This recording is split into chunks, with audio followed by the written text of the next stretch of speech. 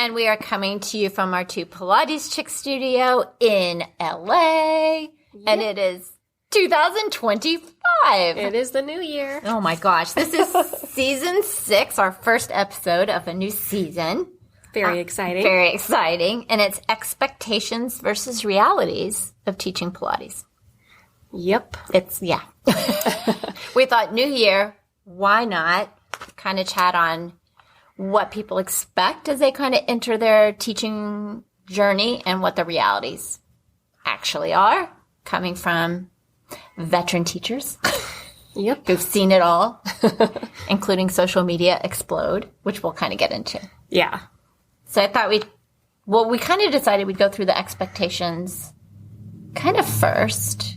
Yeah, there's a lot of expectations that we've been hearing about and seeing from student teachers and newer teachers that are just not really aligned with what we've seen in the actual career of Pilates, things that we actually encounter.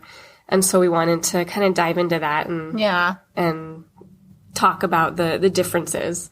And I also feel like the expectations are different than when we came out into the Pilates teaching world. Oh, yeah, that's probably true, too. Because it is so different in terms of what's out there and social media. So it's almost like the expectations were like, wait, what? Do you expect that?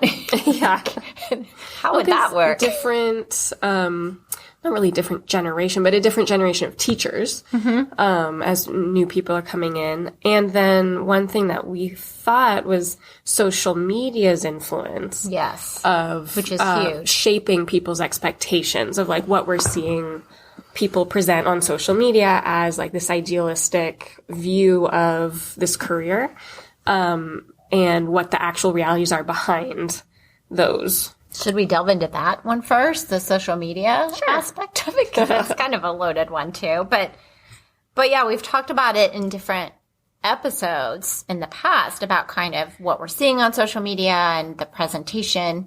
And I think it can go into a lot with expectation of, like we talked about, with teachers expecting the studio to look a certain way, to feel a certain way, or to just kind of be this, like, what did you call it? Powdery, flowery, powder kind of. All the, like, beautiful, like, beige cream powdery studios that are so lovely that we see on social media that would be great to teach in, but not every studio is like that. No. And we see people, teaching to a full room of clients, full everyone classes. Looks cute. And that it's really just kind of almost like a commercial. It's not a reality.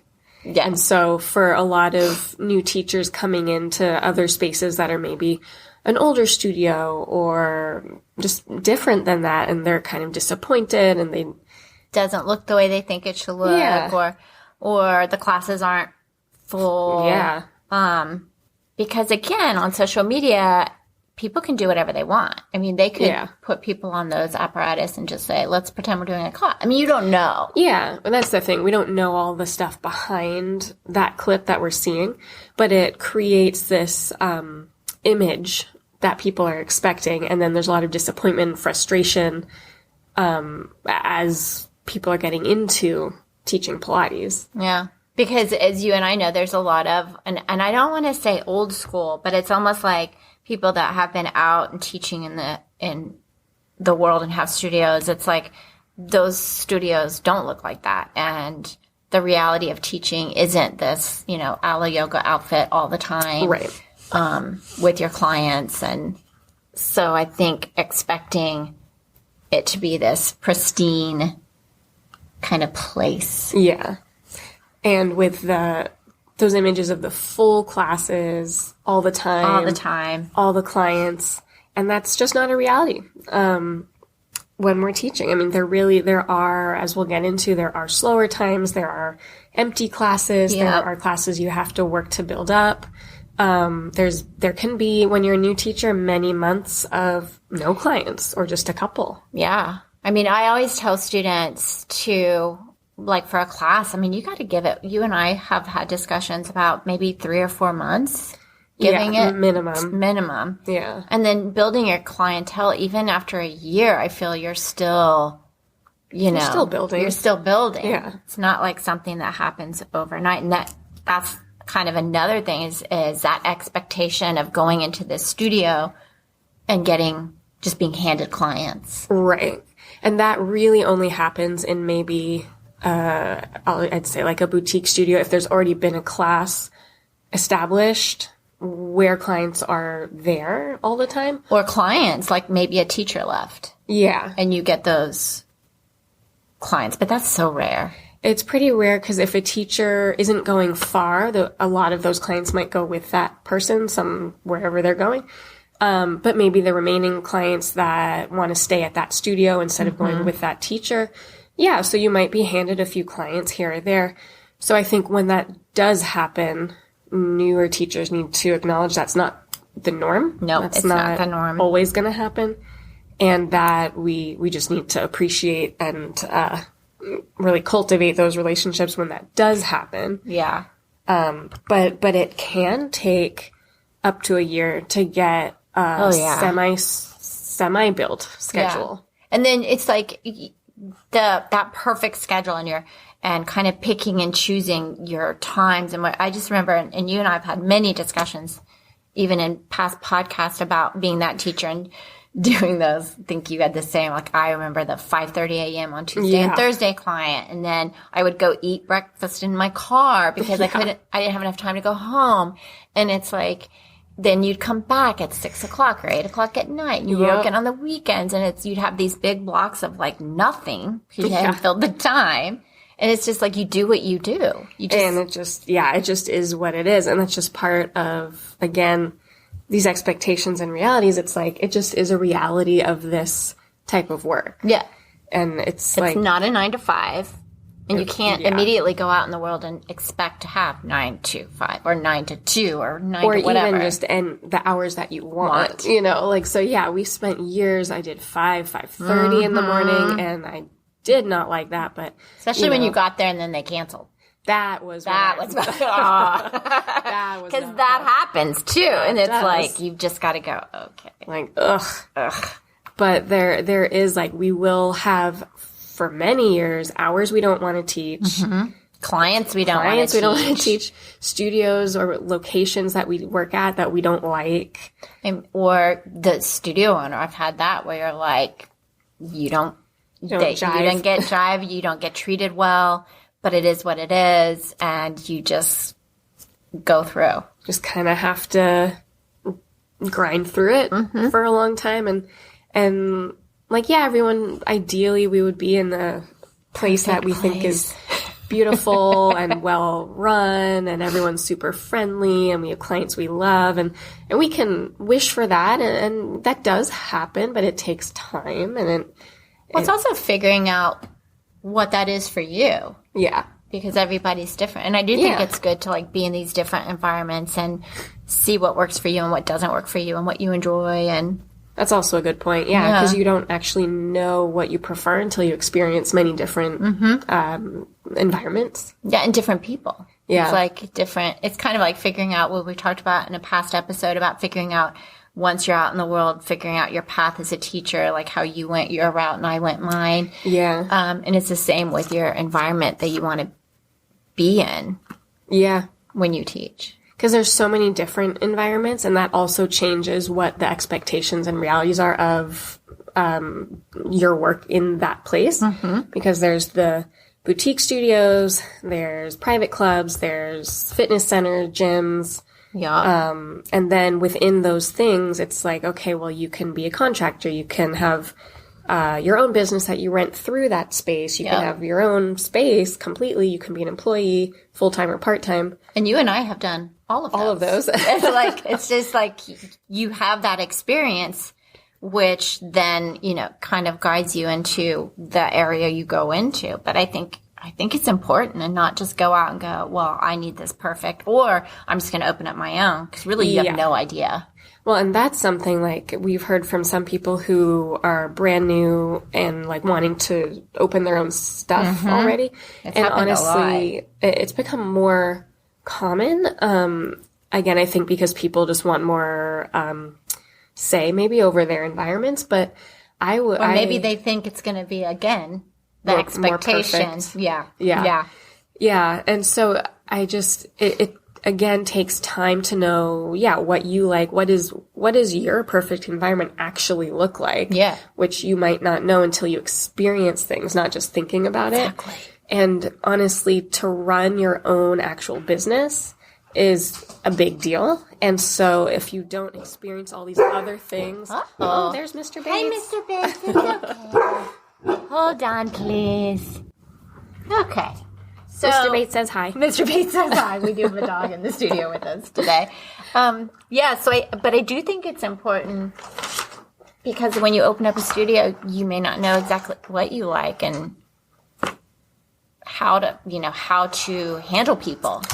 Yeah, and like all clients. the clients and then all the different minutia of running a business. That's a whole nother podcast. And that's a whole other thing.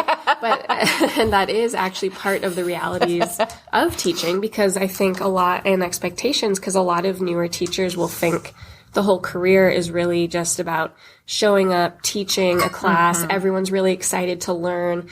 Maybe that's a good point. You just left your teacher training program, so your brain is like saturated with information, and you want to share it with all your clients. And want honestly, them to get it and go, yay! I'm as excited as you. And you want them to want to like be nerdy about it with you, and like want to dive into why this connects to this, and but then they give you that blank stare. And they're like, okay.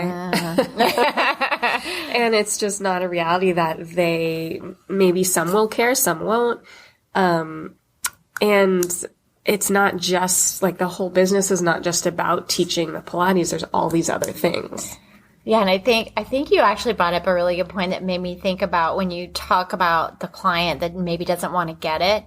But I also feel like as a new teacher, we don't really have the tools yet to get that client to follow us on that path. I think that's something you have to learn as well.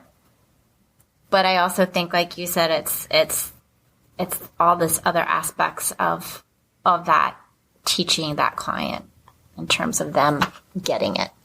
Yeah. I mean, and with experience, you learn how to work with so many different types of people. Personality and issues. Yeah. And then you start to see which clients you can kind of, like you're saying, like take with you and get them into and that the ones that just want to get in and get out. And the ones that just won't. And like, learn how never to adapt. Will. Yeah. And we just learn how to adapt to each one. And that is what it is.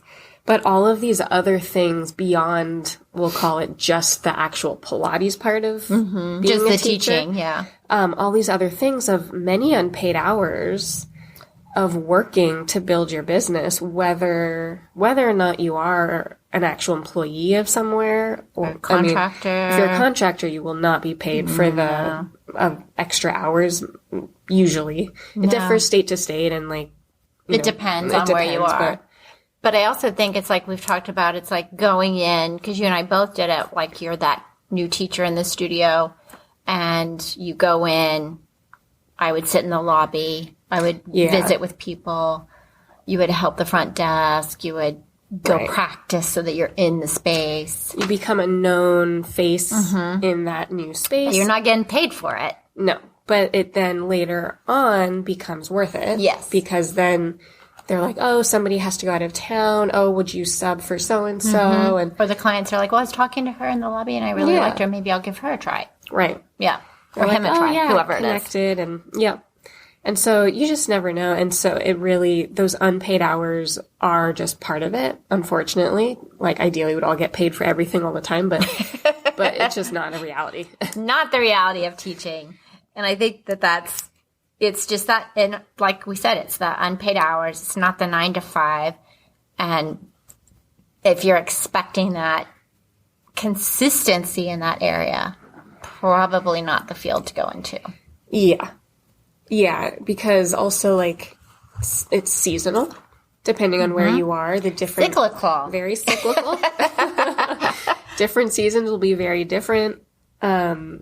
It's not going to be 9 to 5. It's not if you're someone that has to have a certain level of stability. Then you probably want to be part-time and have a secondary career that's more stable. A lot do that. And plenty of people do that. Yeah, because then it's still fun teaching. They don't have that pressure. of, it's my full-time job and I have to make this amount of money, or I have to be working this amount of time.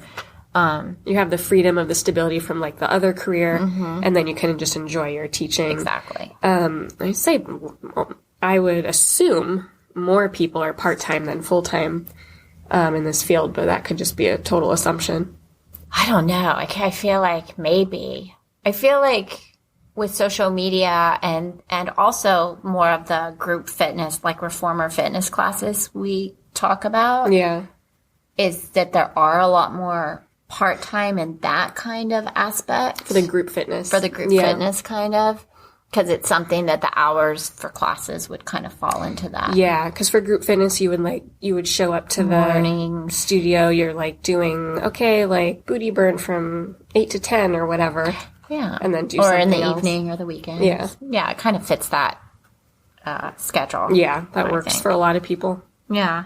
So we've got kind of the expectations. Are there any other expectations we've been hearing about? Because I hear about it with my students. And I also think it's like, you try to prepare students as they're leaving the program as best you can, but they've been in this like safe little bubble of in the program, especially here, like just being positive and supported and kind of this way, and then they're thrown out. They're not thrown out, but they go out into the world. They leave the nest. They leave the nest, and it's kind of like a little culture shock. Yeah, definitely. Yeah. Well, especially because our goal here is to curate like a very positive, supportive environment. And I think they're really diving deep and doing things with especially our continuing ed, which we'll talk about later. But they're getting like a lot more, like we've said before, like they're getting a whole lot more than we ever got in our original training programs. Sure. And so, but they don't know that, right, till they get out, because that's also that's their norm. That's their Look how doesn't everybody? No. But that's the same thing with the expectations when you get out. Yeah. So like our goal here is creating that positive and supportive environment, but that just isn't really a necessity for all studios and all places. And that's fine. There's different environments. Yeah. So I think it is kind of like a shock for people when they go somewhere else and maybe people aren't as friendly or as open to share information or network. Yeah. And that's just another reality. And it's not only dealing with different personalities of clients, but you're dealing with the different personalities of teachers. Yeah. Totally. And some just don't want to make friends, or they just want to do their thing, and maybe you're not their vibe or whatever. Yeah. I mean, and people want to go in, do their job, leave. I mean, some people might be saturated because our job is very, client focused, obviously. So we're talking with people all the time. And some personalities are like, I have no more bandwidth to talk to anybody else. And a lot in this room. Yeah. Yeah. We're like, no. But what about, so when you get into the realities of it, which we kind of hit on some of them, but, the clients and it not being that 9 to 5, but clients cancel, clients get sick, clients change their schedule around. Always. And you're getting texts at all times of the day, on the weekends, unless you're an employee, and then they handle your clients. That's a different if there's situation. an actual scheduling. But still, you're getting canceled and whatever. Yep. Still the same. You're just not being contacted directly. Yeah. Because that happens. Their schedule is never routine. Yeah. Like this week, if you take example, our week this week, you got sick. Everything changes. And then everybody got sick. Everybody's freaking out. Everybody's stressed. It's January and a lot happened. So hopefully nothing that we're like, oh my God. Because we don't know. Because right now it's November before Thanksgiving when we're recording this. But it's the new year. But yeah, I mean, things change, and it's just there are cycles, and that, again, is just a reality. And so for teachers to think that it's, again, going to be a stable month to month, week to week, everything's always the same, not so much. It's like you have to, it's so funny because I said this in one of my weekly letters. It's like, I'm not good with change, but when it comes to my teaching, that's all it is. So I'm able to adapt and be adaptable and fluid like we kind of have to be. But if you can't do that, it's probably going to just be stress and just chaos for you. Because it's like, it does change. It just will. I mean, wake up thinking, oh, I've got 8 clients. Oh, wait, I have 2 now. Yeah. What happened? Too. Yeah. I mean, and I'm the same way. I'm not somebody that necessarily embraces and loves to have change, especially when things are not planned for. I'm exactly. a planner. We have our little schedules. But yeah, with clients and with this job, it's like, that's just what it is. There is change. Is it frustrating sometimes? Yeah. Do we get annoyed? Yeah. Yeah. But is it just what it is? Yeah. Yeah.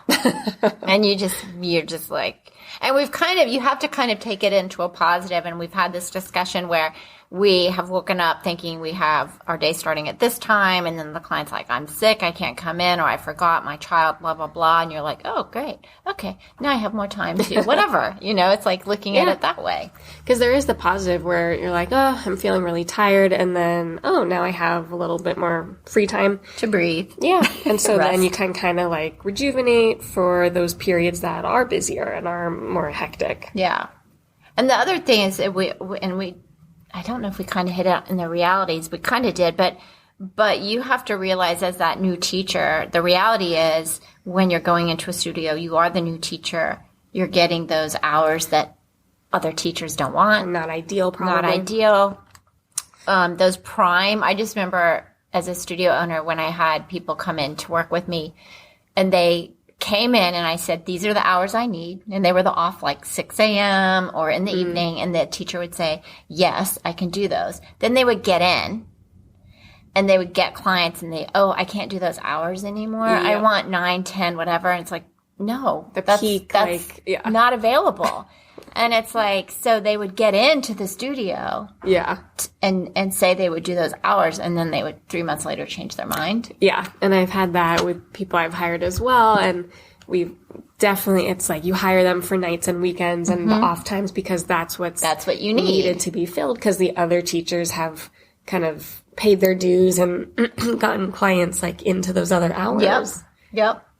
So it's like you have to realize and you can't like change your mind. I mean, it's like, that is what it is. Like you and I, we had those 5:30, whatever. I mean, I had those until the client moved. Yep. I never gave them up. That's the other thing. I never fired them. I never, no. I have fired clients in the, way into my career, but never in those, like we said, those first 5 years or even after. It's like, it has to be pretty extreme for me to fire a client. It has to be them a lack of respect, that they're just not. Something blatant. Something, yeah. It's not just because you don't like their personality or whatever. It's like, it has to be something. Or just a time you don't necessarily want to be there. Yeah. It's like, no, you need to grind it out. Yeah. Unfortunately. Yeah. But it's like, that's another, with the reality is when you get in somewhere, they're giving you that chance, like, to build your whatever, but you can't then change on them because it's like. Yeah. I mean, and it takes time to build trust with the studio owner or business owner that you're working under, the other teachers and your clients. Mm-hmm. And so if we're like constantly changing or say, I can do something and then not, and it just. Or constantly rescheduling your clients or canceling on your clients. Yep. I mean, if I cancel, they know I am, like, in my bed, can't move, it's like, I don't cancel for... That's what, when I have had to cancel, my clients are like, oh, you must be really are you sick. Okay? Yeah. Oh, no. Yeah, so it's like that trust that they know you're going to be there, you're going to show up, you're going to be in it, and not just kind of like, whatever. Yeah, and that is necessary for this field because it takes the time to build clients.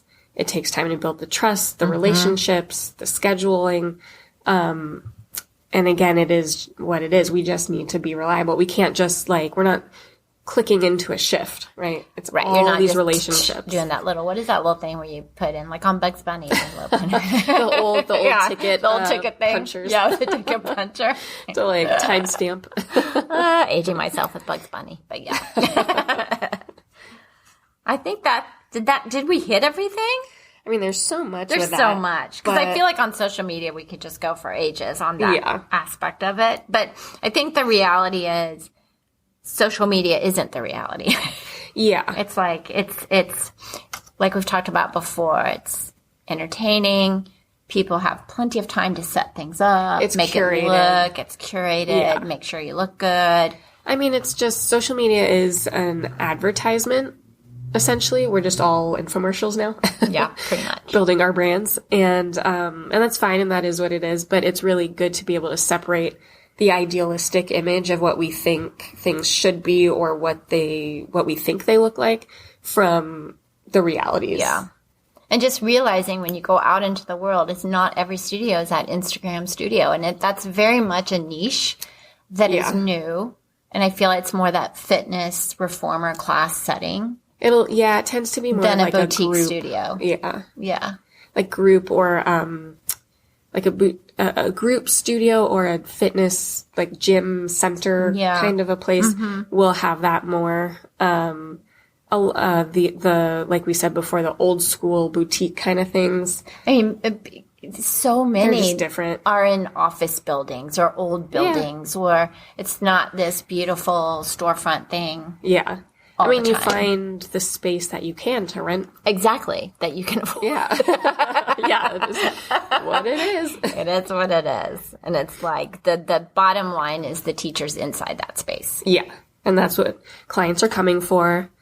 And, ideally we just create a nice environment for our clients that they want to come to, they want to be at. We're supporting our clients. Yep. And that's the goal. Yeah. Yeah. Yeah. Yeah. Yeah. So there you go. Expectations versus the reality, in our opinion. Yeah. In a short amount of time. And in the new year, it's always like a good time to kind of reevaluate and just see what's working for you and not, but also not throwing away opportunities. Because they don't seem perfect. Yeah. Because nothing's perfect. It won't be. And that's just the nature of anything. Life. Yep. You just make the best of what you can. You can. Yeah. And just reaching out to mentors and other people to talk to try to work through things and get their kind of feedback too. Yeah. I mean, we have that with students that come back and is like, what do I do? Yeah. This isn't working. Because these expectations can be kind of blinding sometimes. So then if you get a little reality check and kind of check in with your mentors and kind of get a bigger picture. Realities. Yeah. And kind of a calmness too. It's like, okay, I'm not alone. This is not unheard of and I'm not going to lose it. Yeah. But, did we have anything it's a new year. We talked about just kind of finishing a different way, but you can follow us on Instagram, TikTok. Yep. We're not on X or Twitter. Whatever it's called now. Yeah, we're not.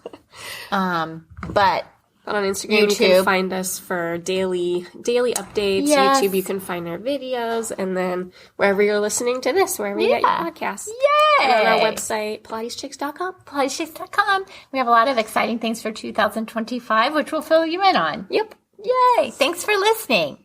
Happy New Year. Happy New Year. Bye.